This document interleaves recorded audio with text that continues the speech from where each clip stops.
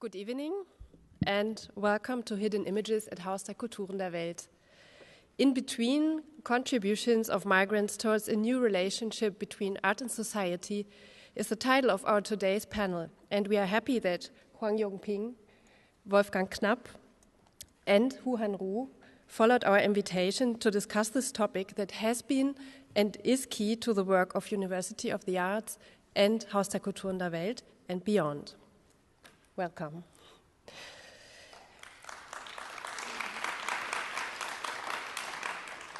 When does intercultural communication fail? When can it succeed? What strategies of translation do cultural protagonists develop in the in-between? These and other questions will be addressed on the panel today. Before we start, I would like to thank the UDK for the year-long cooperation, and especially Zbigniew Werli and Andreas Schmidt, who are the curators of the series Hidden Images. They will now introduce to you the speakers. Please, the stage is yours. Thank you.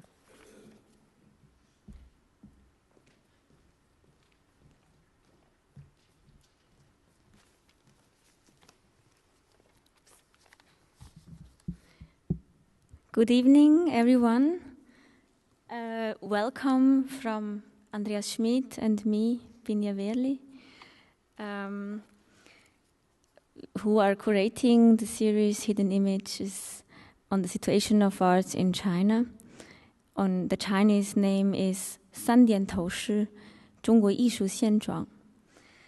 And especially again a welcome to our guest, who Kirsten already presented, Hou Hanru, art critic, curator, and writer who is living in between San Francisco, Paris, and Rome. And Huang Yongping, an artist from Paris, and Wolfgang Knapp from the Institute for Art in Context from UDK Berlin, and also Gisela Reinhold, who will translate the Chinese of Huang Yongping. And 非常欢迎你们的到来. We are very happy to have you here. And yes, and I have to say that Sarat Maharaj, he cannot be here. And we are very happy that Wolfgang Knapp kindly agreed to step in at a very short notice. And yes, after the wonderful presentation of Huang Yongping yesterday at the University of Arts in Berlin, where we had the chance to get some insights in his artistic practice, today we will focus on the discussion topic of the in-between, of the intercultural, and of the migration. All of our today's guests are deeply involved in these questions due to their personal biographies, which unfold in the in-between, but also due to their activities as cultural mediators in between places, cultures, traditions, and also in between disciplines. Huang Yongping described his own artistic practice in the 90s as hitting the West with the East and the East with the West.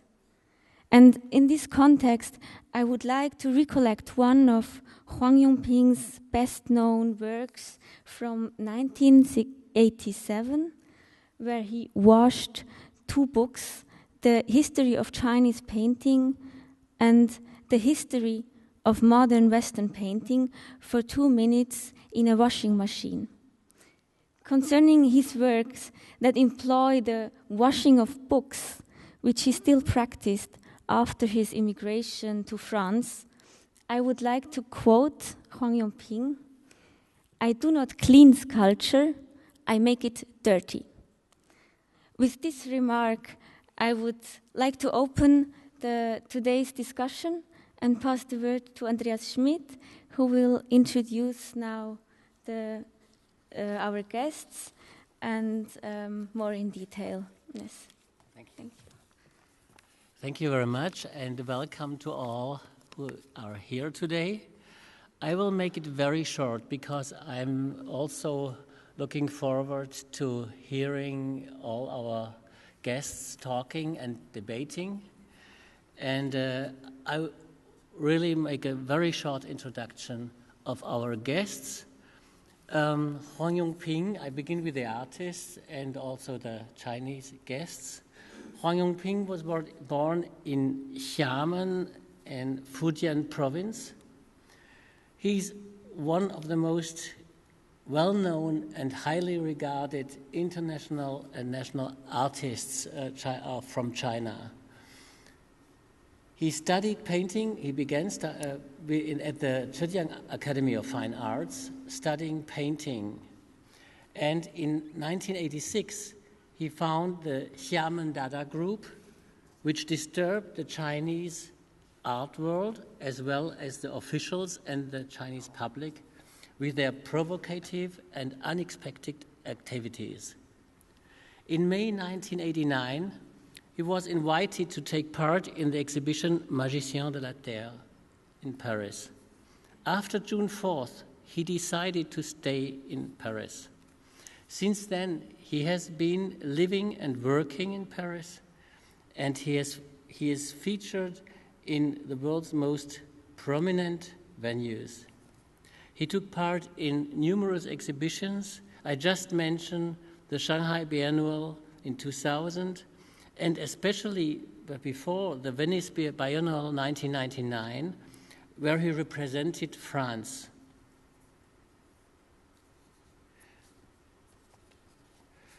Through his way of reflective artwork, he challenges our customs of perception as well as our habits of thinking. Welcome. And now Hou Hanru. He's a prolific writer and curator. He received degrees from the Central Academy of Fine Arts in Beijing in the 80s. He took part in the preparation and making of the famous exhibition China Avant-Garde, held in Beijing in February 1989. In 1990s, when times got very rough and hard in China, he moved to Paris. He moved to Paris, and he lived there for 16 years. During that time, he worked as a multiplicand for the presence of contemporary Chinese art in Europe. He also curated many exhibitions, partly with Chinese artists, partly with artists from various countries, including Chinese artists. From 2006 until recently, he worked at the San Francisco Art Institute as director of exhibitions and chair of exhibition and museum studies. At the moment, he's on his way to start a new career at the Maxi in Rome. It starts in November 2013. Hou Hanru has also created more than 100 exhibitions. I just mentioned two very important for me. It was Cities on the Move, together with Hans-Ulrich Obrist, which ran from 1997 until 2000. And 2003, as a part of the Venice Biennial, he curated the Zone of Urgency. This summer, the last thing he curated was the 5th Auckland Triennial in New Zealand. Thank you very much for being here. And Wolfgang Knapp, who I'm very happy that he is here, because it was just a very short time that Sarat Maharaj told us that he could not come due to illness of his father. He had to go to India.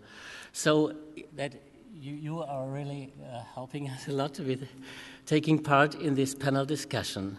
He's working as a professor for visual communication in the Institute of Art in Context, here at the UDK. He studies social sciences, art and visual communication, is member of also numerous committees at the UDK, and has spent several times as a professor in China, but not only in China, around the world, let's say. And he initiated various international projects, and he himself took part in many different exhibitions and projects. So I thank you very much for being here, and please, let's start the panel discussion. Thank you very much. Give me the possibility to speak here. And of course, I can't replace Sarat Maharaj, but I try my very best to figure out my point of view. I just came back from China, and let's go fast forward. We didn't know each other before, but we met hardly 20 years ago by discussing in the middle of the 90s if it might be sense to create an exile museum for Chinese contemporary art outside of China. We need not to realize it because artists have more and more access on the market. So let's go to the keywords. Migration. Very often migration is not anymore used as the word migration. It's combined with other categories. We have the aspect of transmigration.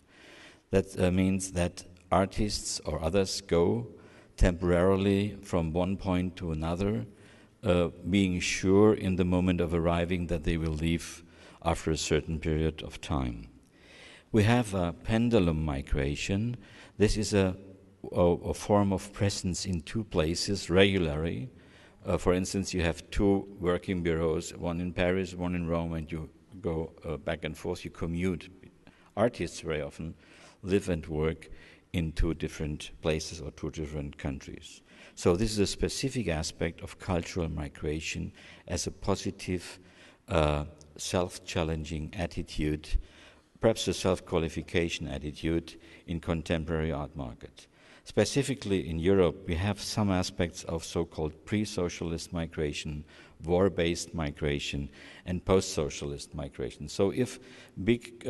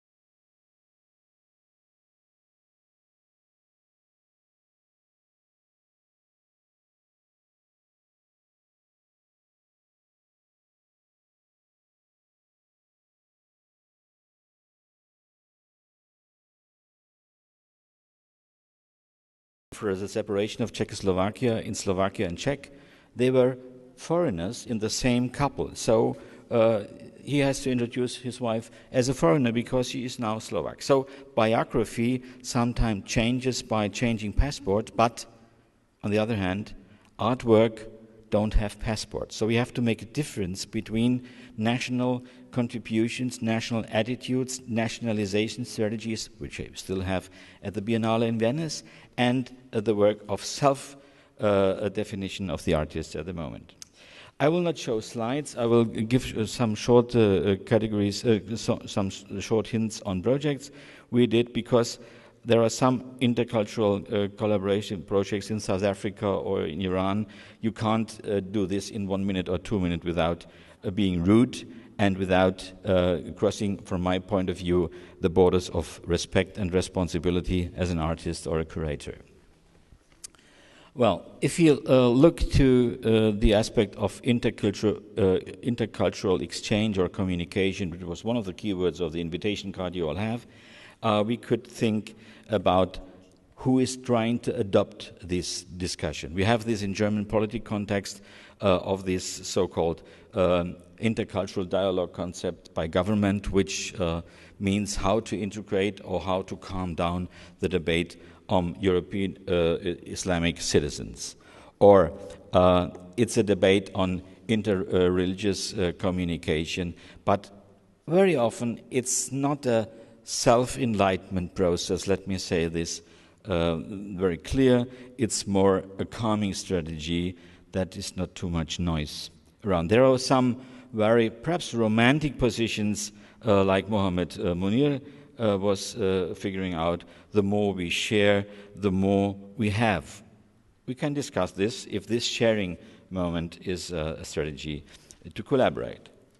Intercultural discourse might be open to the debate of transcultural discourses because there is a inherent conservatism of value in this discussion.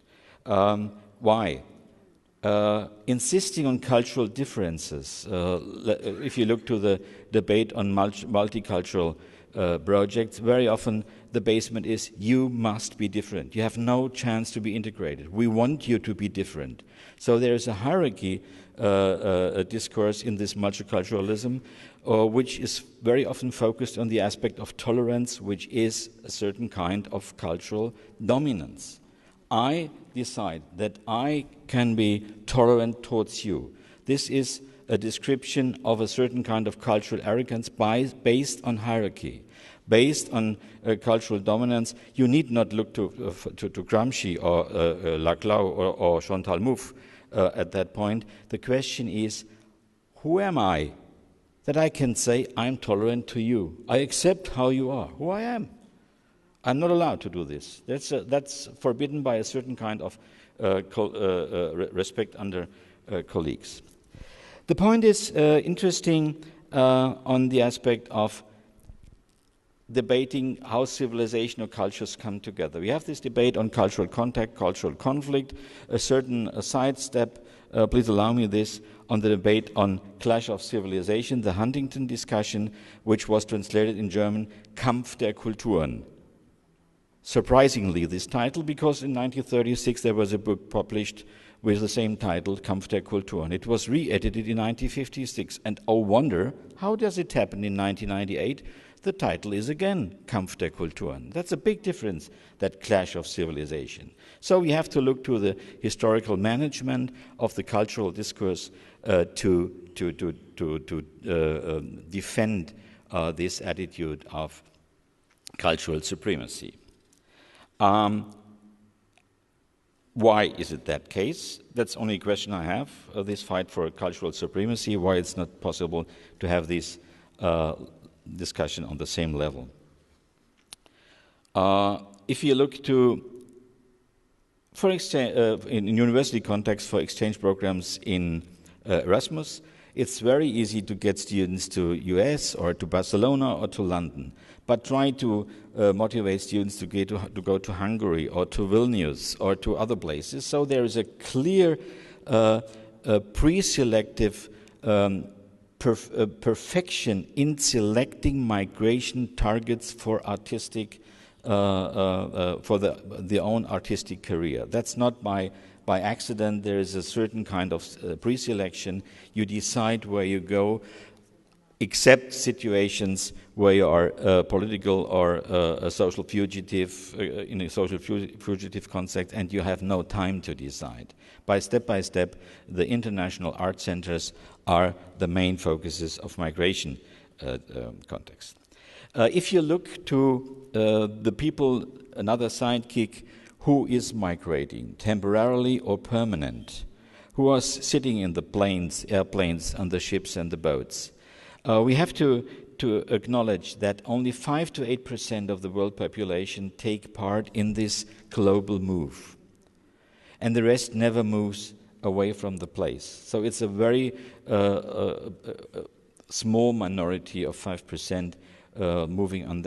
Who is it? Who is the neighborship and the crowd around the artist who is going to move on that level? Let me give you a short list of these professions who are involved in this kind of migrating context. Diplomats, fugitives, business people, secret services, journalists, military people, pilgrims, tourists, scientists, drug dealers, weapon dealers, sex slavery, and so on.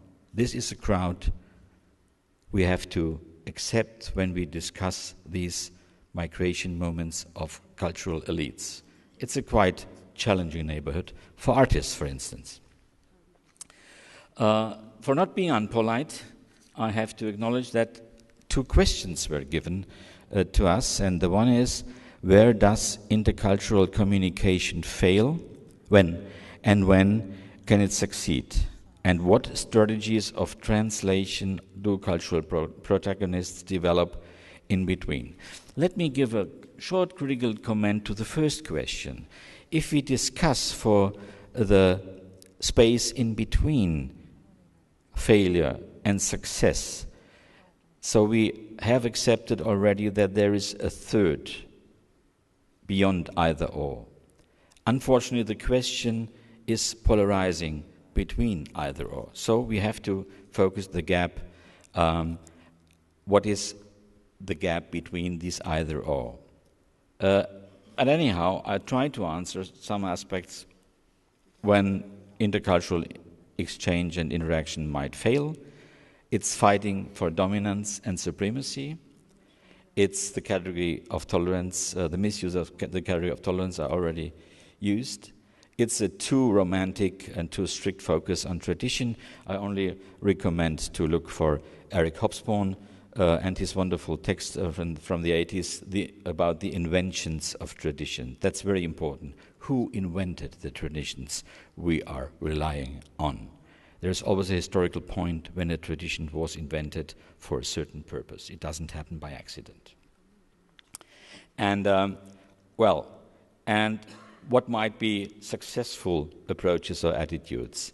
I don't rely on the category of strategy. That's, for me, inappropriate in that context.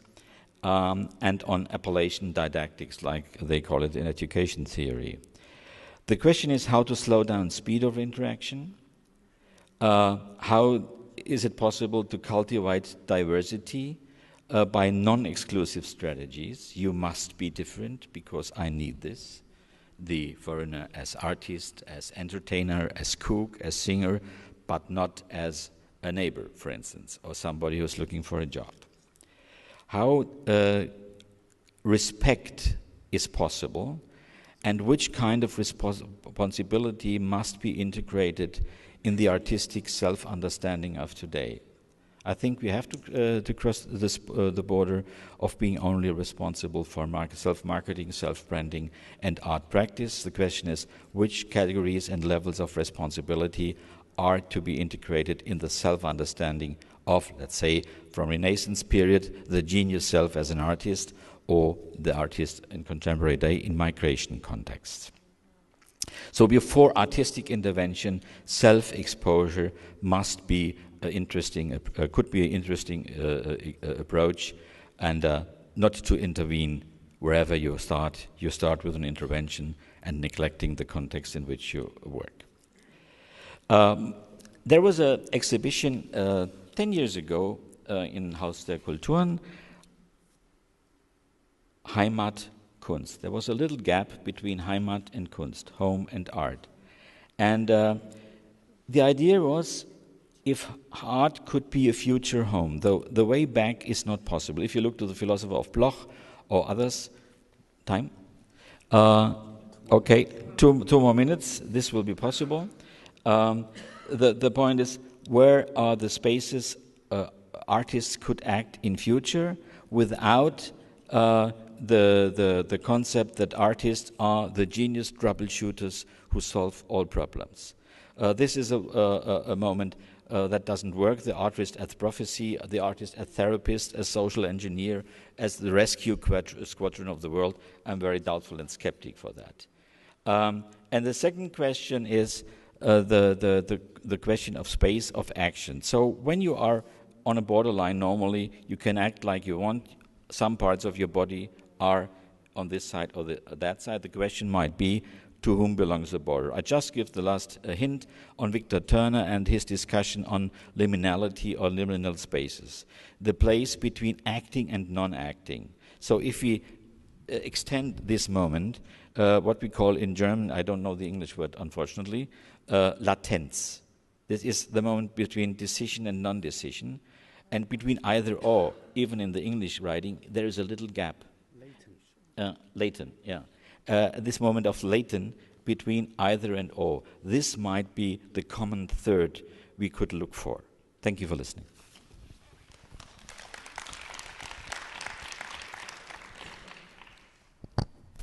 Before Yongping is going to talk about his work, again, I think really Wolfgang touched on some two very important questions. One is really the question of the relationship between migration and translation. And I think the second question also is extremely important for understanding the work of Yongping and many other artists, is the space of action, the in-between space. I think this is two really crucial questions that we touch on when we talk about the transition from post-colonial negotiation to globalization today. I think it's really essential. And I guess, from very early time already, Huang Yongping's work touched on those questions, even without being a migrant out of his country. And as he introduced yesterday, as an artist working with this Xiamen Dada project, which is already, which was situated in his hometown, but in the meantime, this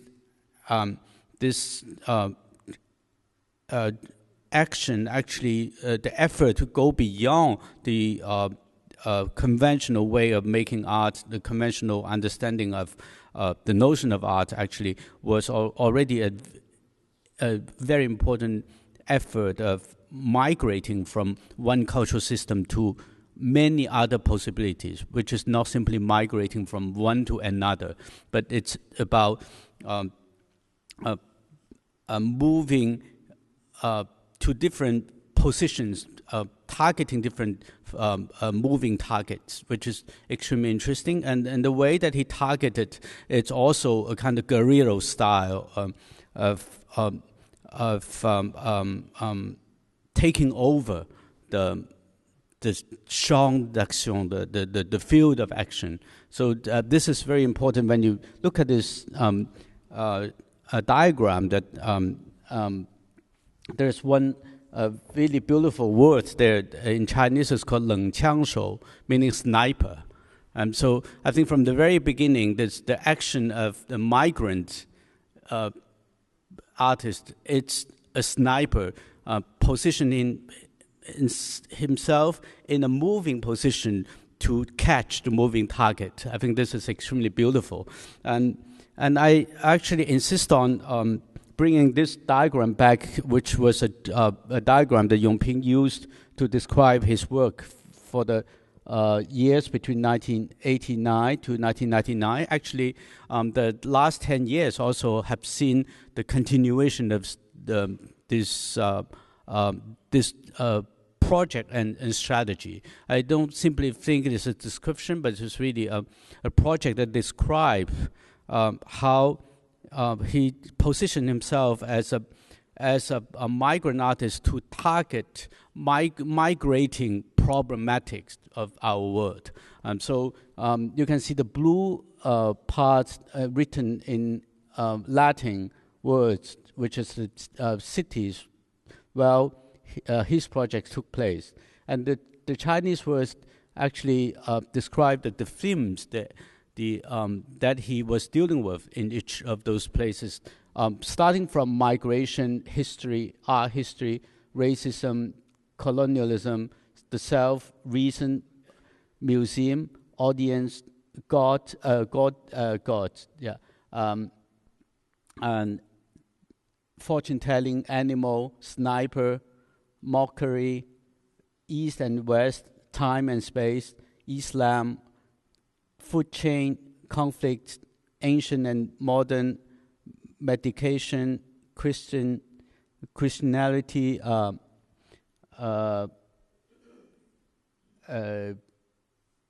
the century and yellow peril, Buddhism, borderline, exclusion, smuggling, and back to one very important thing, which is wash. As we mentioned many times today, that washing actually doesn't mean to render things cleaner. Instead, it's created a further confusion. The outcome is always dirtier than the original situation. So I guess, migrating related to the question of translation implies really important, one very important phenomena, which is transformation of meaning itself. Meaning that it's not only the meaning, the original interpretation of the words or the language has been transformed into something else, but also the position of the person who perceive the meaning of the work also transformed. So, and that transformation actually created the very interesting new space of action in which actions are transforming this place, and this place itself is also being transformed into something else. So it's a kind of ongoing recycling of this very interesting tension between project strategy and outcome. So the second question actually Wolfgang actually mentioned, it's about when the failure of intercultural interpretation will happen, when the succeeding moment is actually happening. Actually, in this kind of situation, this distinction between failure and success probably doesn't make sense anymore. It's simply this tension that continues to produce possibilities of understanding the situation. In the meantime, it also produced the impossibility of this understanding. I think from the very, very early time, Yongping came up with a very interesting interpretation of Hollenbach's idea of signifier. And he actually came up with this notion called the completely empty signifier, meaning that creating an image, creating a artwork or a word, when you express yourself, it's not simply pointing to the meaning of a object in a stable way, but instead it's always pointing to the other side of the meaning, which is the impossibility of the meaning.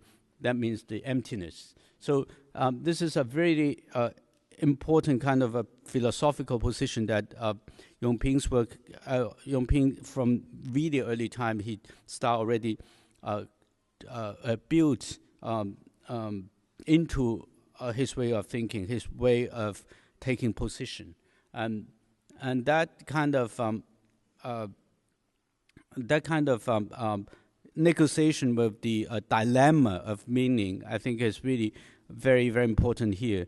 And I guess this is a very brief introduction of, or to maybe a further discussion on what we mentioned here as some questions. I guess Yongping, maybe you can start talking about the few recent works that really specifically dealing with this new space of action, which is the geopolitical situation today, which is extremely urgent to be talked about. But in the meantime, this talking is about negotiating, but without really coming up with any clear answer to that. He would like to talk from here, and then somebody helps him with the slides. Could you do that? 你拿按吗？这个。这个因为昨天在那个美术学院已经就说了，也换了很多的片子，但是我想这个今天我还是要换几张，为什么呢？因为艺术家的工作呢，主要是因为他来因为通过他的工作来说话，因为我毕竟不是个搞理论的，是吧？所以不能只是空谈。Okay, I'm trying to do this one here, and I hope you can help with the slides. And you know that yesterday we already had a talk at the University of Fine Arts in Berlin, and yesterday I presented very many slides, and today I want to do something different. So that's why I'm going to sit here, because I think I don't want to repeat what I did yesterday, and also I think the work of an artist is his work. I mean, he speaks through his words, and he's not a theoretician. 对。然后这个我们看到这个是07年的，就是在美国做的，就是关于这个罗马斗兽场跟那个五角大楼。And what we can see here is a work that I did in the United States, and you can see at the Colosseum in Rome and the Pentagon. It's a work that is on these two topics. 对，因为这两个形象，在我看来，一个是代表一个比较早的一个帝国，一个是现在的一个新的帝国。And I took these two buildings because they represent two empires, one which is from very early times and one which is an empire that is still existing, a modern empire. 当然这个作品中间有很多的植物，这个意思就是说，这个其实我们也知道，这个历史上这个罗马斗兽场曾经是因为没人照理，后来长了无数的植物，然后损坏了很多。这个就是说我在表达说，一个就是说，好像自然的力量可能比人的力量会更大。这个就是。And I put very many plants in these two objects, and you know that the Colosseum has become a ruin now, and I think it's because the forces of nature might be much stronger than the forces mankind can have. 对，然后我们来看下一章。下一章呢是这个，就是根据题目，这个可以看到，这个其实是本拉登的，就是在去年就是被抓的时候呢，就是这个他住的地方，这个地方呢，就是说，其实这个地方现在已经清理掉了，已经是可能去年已经清理掉。为什么？因为这个地点变为很敏感，所以这个作品呢，就等于说也是刚才看的那两个作品的一个延续。Okay, and here we can see the place Bin Laden lived in, where he was captured and shot last year, and that's a very sensitive place, of course, and as you know, it has been torn down by now. 对，这也提出说一个，其实可能自然它会有一种办法来解决这个人类的这个很多的这个争论不了的问题，其实是对自然来说是很简单的，它可能长满草以后，这个地方也就失去了它的意义。And this is also to tell you that maybe nature has its own way, a very forceful way to kind of end all the debates that mankind is engaged in. So you see the grass is growing very, very quickly, and there's lots of grass. It's covering everything that mankind has been debating about. 对，那这个作品是去年这个是建议给这个马赛，就是欧洲文化中心的这个欧洲文化的这个文化年这个一个计划。当时呢是为了一个在 Aix-en-Provence 的这个市政府的一个大这个院子这个尺寸是根据这个院子的大小来设计的。但是当这个作品到最后呢，这个市政府他们觉得这个不可能，这个作品放在那里。为什么？因为这个涉及到这个他们的表态问题，当然他们是比较偏右。啊，然后这个作品就找不到一个地方可以展览，因为这个市政府放不下，后来他们想放在一个这个 Theatre 的 Sont Theatre， 就是在 A 双坡放，也是一个很重要的一个地点。后来他们说这个好像也不行。最后呢，现在我们看到的这个是在一个私人的一个院子里面，所以私人院子就没有问题，所以可以展览啊。但是因为这个，我就觉得这个也是一个反映出一个我们现在有一些问题，就是我们害怕碰到一些我们觉得有一些事情我们没办法处理，特别是在政治上。但是艺术家，我想可以超越这个界限，我们可以谈一点东西。Okay, this was a device. This was created for Marseille. You know that Marseille has been the cultural city of Europe in this year, and it was supposed to be also put into a public space in Aix-en-Provence, which has also been in this program. But then it was to be very big in a public space.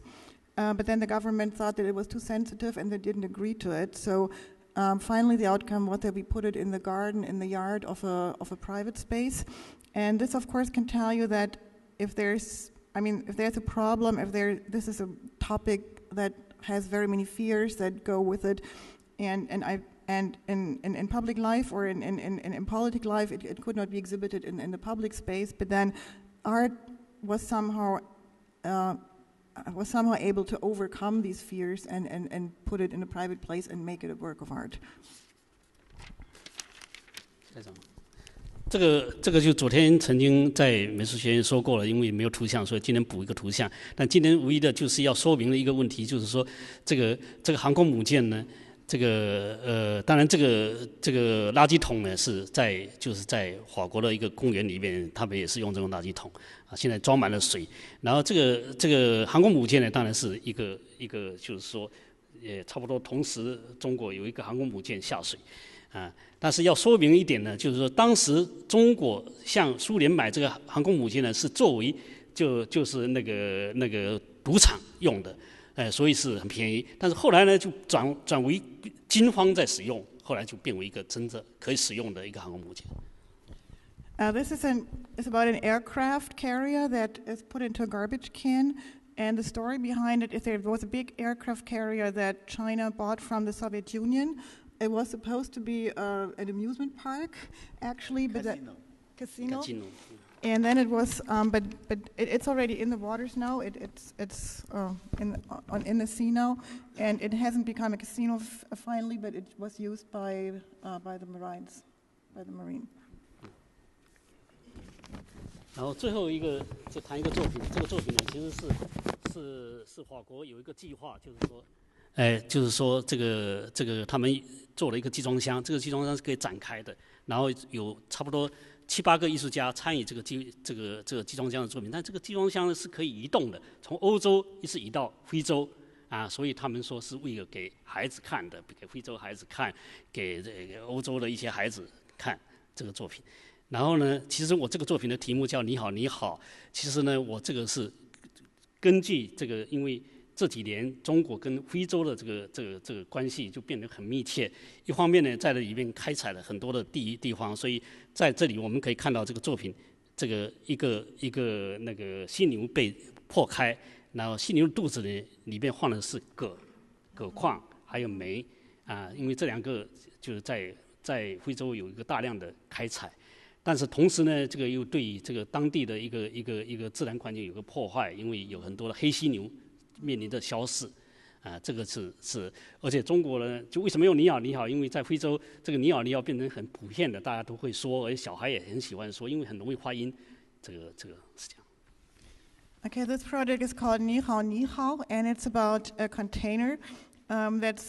You see European children looking at the container, and it's a container that has been moved from Europe to Africa.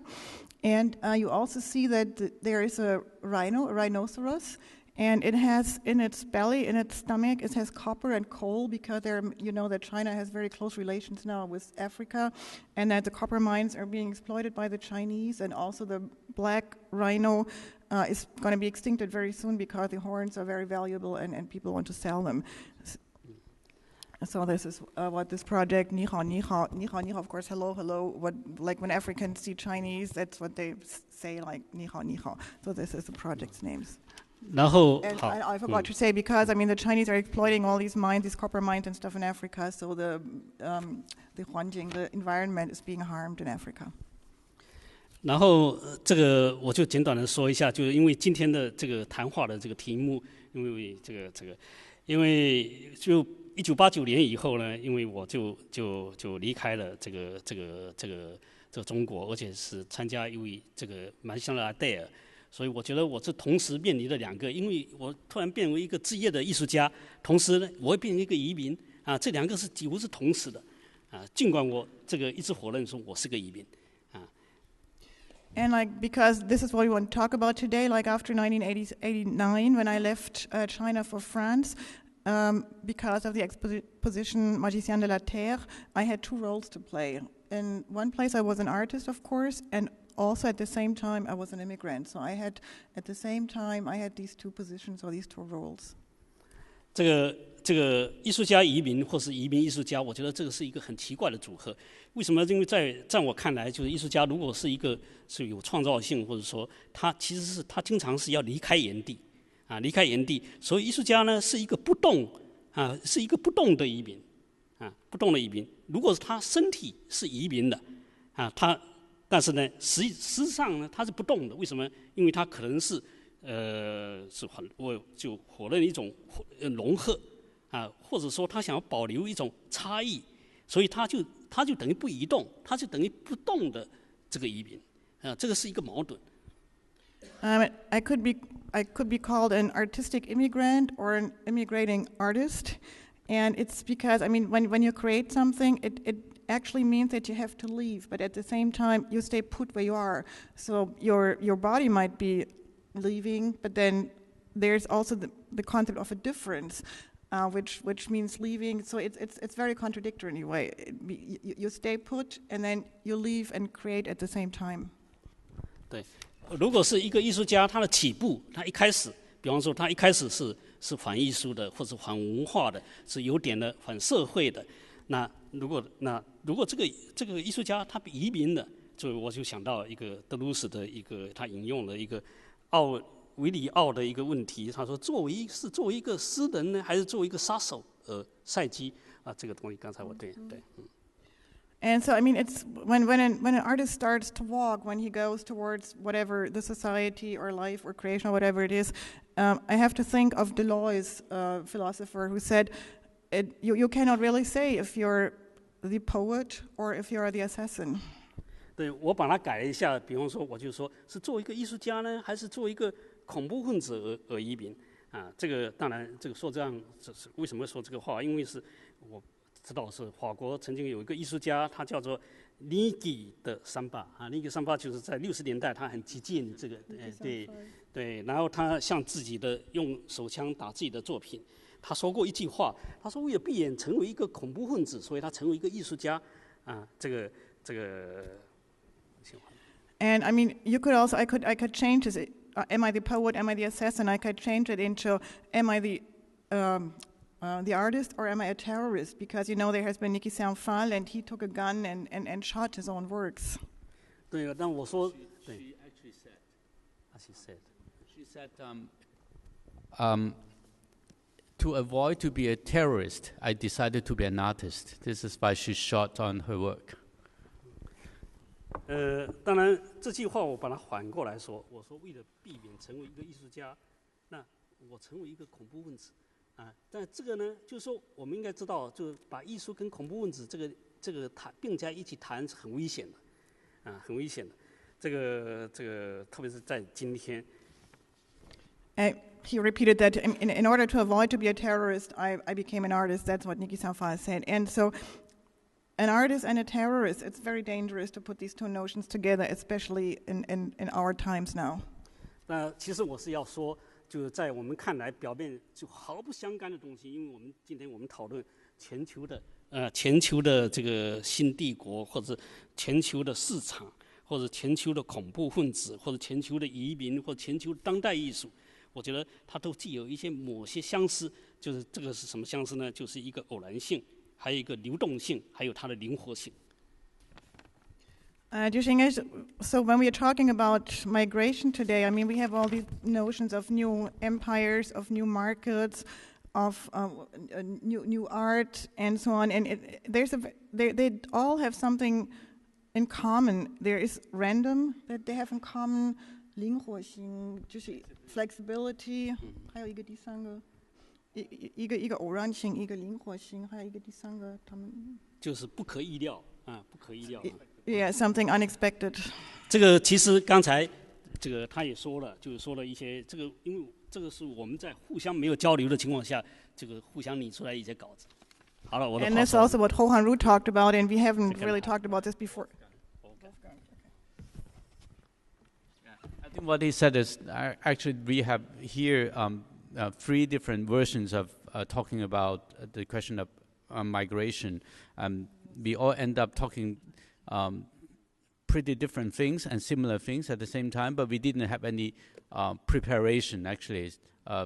We don't have any mutual exchange before, so we all end up having 3 different versions, which is also a very interesting mechanism that how this conversation happens.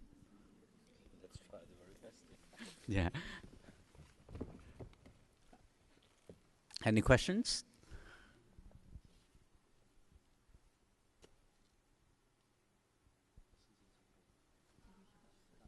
有话筒吗？有没有 Do we have another mic? There's one here you might Yeah. use.